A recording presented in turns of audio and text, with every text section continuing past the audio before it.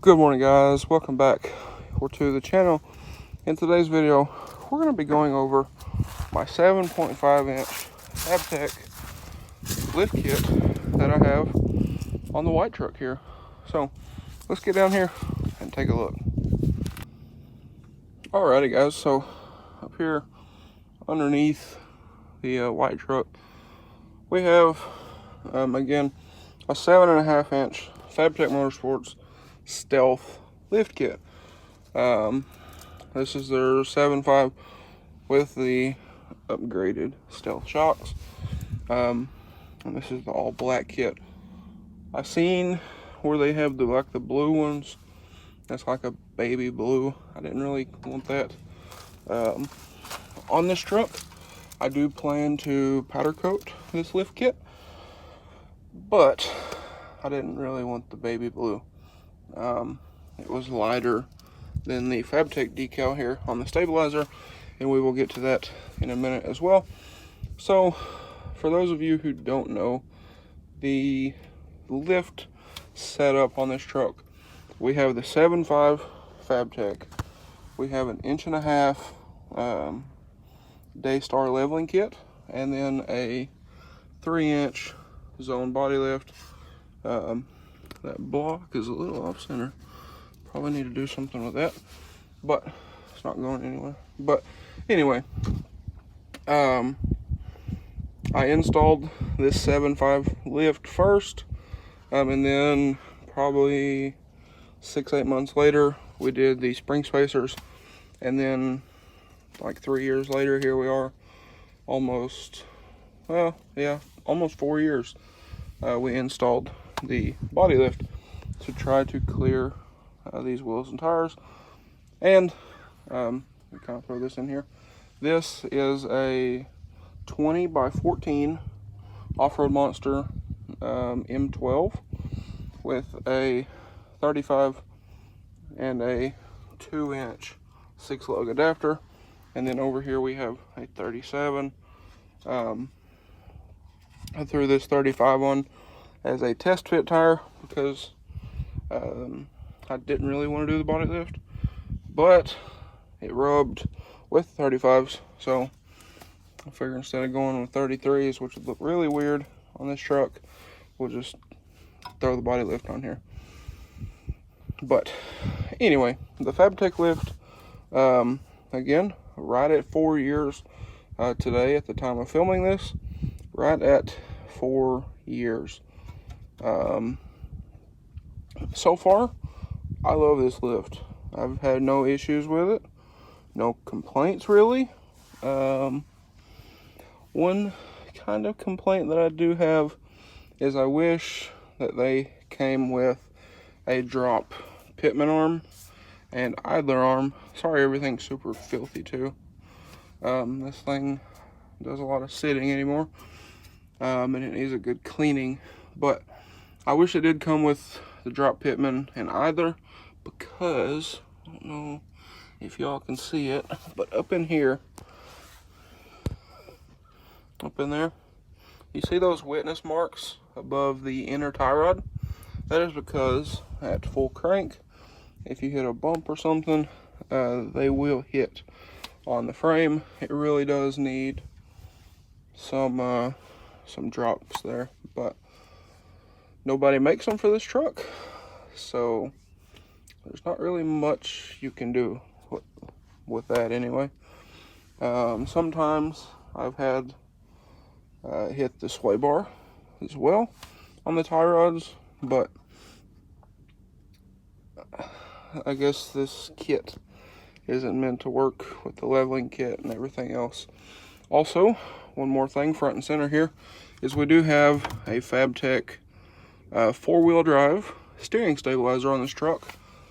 And what we did, they don't make them for the 2-wheel drive, so I ordered one for a 4-wheel drive and then took this bracket and welded to the frame.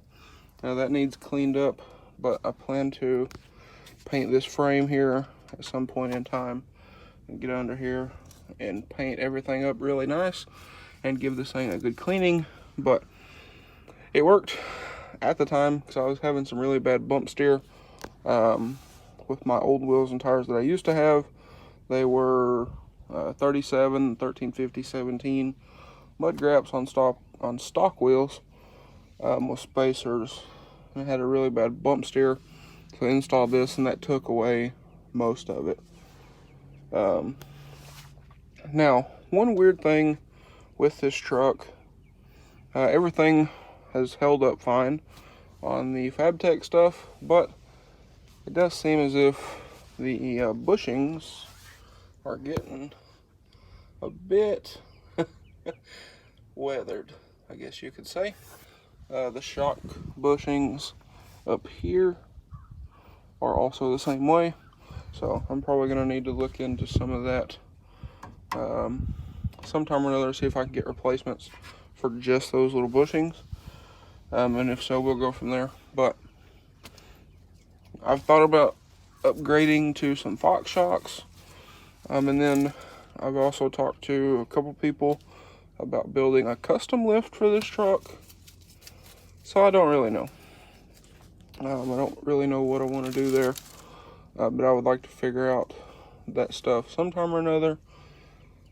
But for right now, this will do fine. But like I said, everything has held up great so far. No issues, no real complaints, other than I wish somebody would make a drop either in Pittman for this thing, but they don't. So it is what it is. I also wish Fabtech gave you a drop bracket for the sway bar here. This is factory. I don't really know why they don't give you those. I don't really guess you need it, but it would be kind of nice to have. But one thing I will mention while we're up under here is the Fabtech. This Fabtech lift is discontinued for these trucks. Hold on, we got an airplane. Okay, so now that the two aircraft are gone, they have discontinued this lift. I don't really know why, but I have heard to tell that there's still some people out there that have these in stock. I believe 4-Wheel Parts actually has a couple in stock, as well as a few other people, but I don't know that for sure, so don't quote me on that. But that is a bit of a bummer, because my mission over the last couple years, I mean, I don't think I've ever told this, but I've been trying to get more and more companies on board with building parts for these, and it hasn't worked very well. But anyway, I've tried to get one recent one. I've been trying to get a hold of AMP Research about building their powerful steps for these, and just a bunch of other companies, but nobody really wants to mess with these trucks. So, at least company wise, which kind of sucks, you know, again, but I kind of get it too. So it is what it is. But like I said, also I did think about building a custom lift for this truck, and going with like a 6-lug swap or something other, because this bolt pattern is hard to find wheels for. That's why I have the 6-lug adapters. If I could build the custom lift for this truck, or find somebody that can, and do the 6-lug swap, would be amazing. Especially get rid of these tiny wheel bearings. And as we can see on this one, looks like that wheel bearing has melted a little bit of grease out. So probably need to look into that before I start driving this thing too much, especially with such a wide wheel and big tires.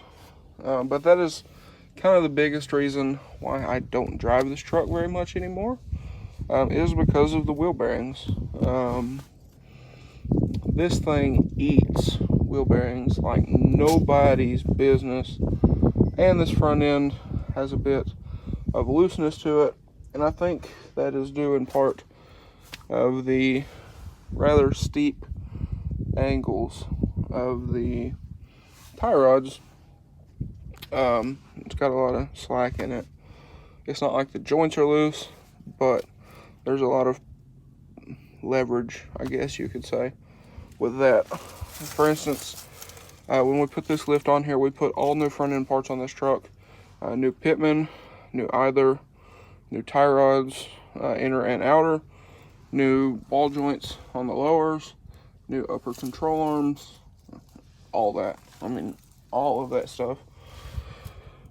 Put the lift all together, put the tire on it, jacked it up, and you grab the tire and it just flop, flop, flop. It drives straight down the road, but if you jack it up, those wheels and tires have a ton of play in them. And I don't really know why that is, and it's like that now even with the steering stabilizer, but the only thing I could really think of is because they're at such an angle. But again, I don't know how all this stuff works. I have an idea of how it works, but not an expert, I guess you could say. But anyway,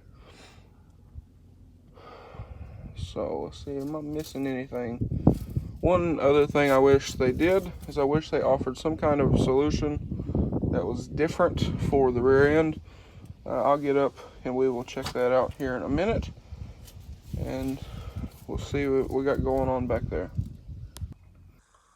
Also guys, one more thing here that I had kind of failed to mention is old buddy here, but one thing that I had kind of failed to mention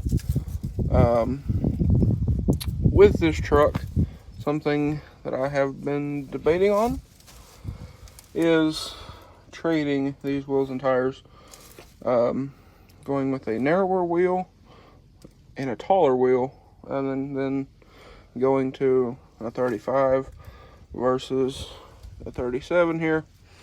I know I have these 35s, but I had thought about trying to find a set of 24 by 12s and throw on this thing with or without adapters.